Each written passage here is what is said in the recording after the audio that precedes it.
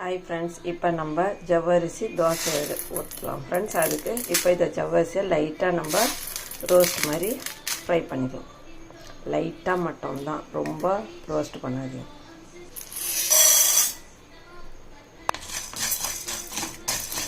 இப்போ இது ரோஸ்ட் ஆகிடுச்சு, நம்ம இதை எடுத்து ஆற வச்சிடலாம்.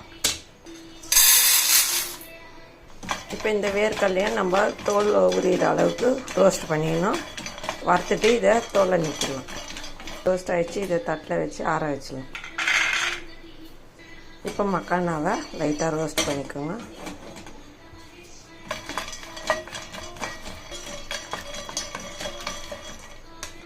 இப்போ இதுவும் ரோஸ்ட் ஆகிடுச்சு, ஆற வச்சிடலாம்.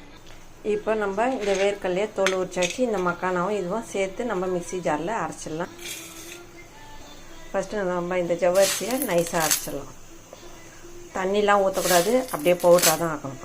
இப்போ நம்ம இதை நைஸாக அரைச்சதை இதில் ஆட் பண்ணிக்கலாம். இப்போ இந்த மக்கானாவும் இதுவும் ஆட் பண்ணி அரைச்சிடலாம். நைஸாக அரைங்க இதை.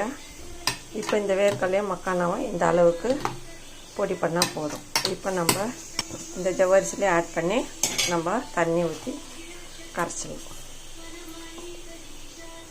இதில் ஜவ்வரிசியும் உடம்புக்கு நல்லது. இந்த வேர்க்கடலையில் நம்மளுக்கு ப்ரோட்டீன் சத்து நிறைய இருக்குது, அதனால் இதை செஞ்சு சாப்பிடுவோம். பிளாக் பெப்பர் ஆட் பண்ணிக்கலாம், க்ரஷ் பண்ணியே போடுங்க. இப்போ பெப்பர் ஆட் பண்ணியாச்சு. இதில் சால்ட் ஆட் பண்ணிவிடுவோம். பச்சை மிளகாய் ஆட் பண்ணிக்கோங்க, பொடியாக கட் பண்ணி. கருவேப்பிலை கொத்தமல்லி பொடியாக ஆட் பண்ணிக்கோங்க. இப்போ இதில் இஞ்சி ஆட் பண்ணிக்கோங்க. இப்போ இதை நம்ம தண்ணி ஊற்றி நல்லா கரைச்சிடலாம். இப்போ இதில் தயிர் ஆட் பண்ணிக்கலாம். இப்போ நம்ம இந்த உருளைக்கிழங்கு தேவையானது வேக வச்சுக்கோங்க. இதை ஆற வச்சுட்டு நம்ம மிக்ஸி ஜாரில் நைஸாக ரன் பண்ணிக்கலாம். இப்போ இந்த கர்ட் ஆட் பண்ணிட்டு நல்லா இதை மிக்ஸ் பண்ணிவிடுங்க. இப்போ இந்த உருளைக்கிழங்கை தோலை வச்சுட்டு மிக்ஸி ஜாரில் ஆட் பண்ணி நம்ம ரன் பண்ணிக்கலாம். நைஸாகவே ரன் பண்ணும். இந்த ஜவ்வரிசி தோசை செம்ம டேஸ்ட்டாக இருக்கும், ஹெல்த்தும் கூட. இப்போ இதை நல்லா கலக்கிடுங்க. இது தண்ணியாக தான் இருக்கணும், அப்போ தான் நல்லா ஊற்றுறதுக்கு வரும். இப்போ இந்த கன்சிஸ்டன்சி கரெக்டாக இருக்கும். இப்போ நம்ம தோசை ஊற்றிடலாம். நம்ம தோசை ஊற்றும் போது சீரகம் ஆட் பண்ணிக்கோங்க, நல்லா வாசனையாக இருக்கும், நல்லா டேஸ்ட்டாகவும் இருக்கும். இப்போ நம்ம தோசை ஊற்றிடலாம். இப்போ தோசை ஊற்றிடலாம். இந்த தோசை கிறிஸ்பியாக நல்லா டேஸ்ட்டாக இருக்கும். இந்த தோசை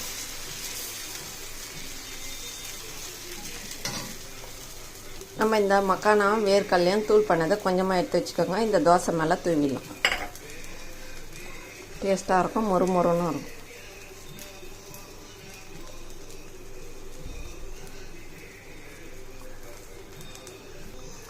எண்ணெய் ஸ்ப்ரே பண்ணிடுங்க. இப்போ தோசையை திருப்பிடலாம். நம்ம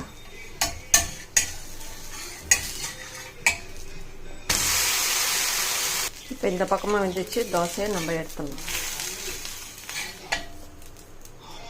இப்போ கிறிஸ்பியான தோசை ரெடி. இதுக்கு நான் வெங்காய சட்னி அரைச்சிக்கிறேன்.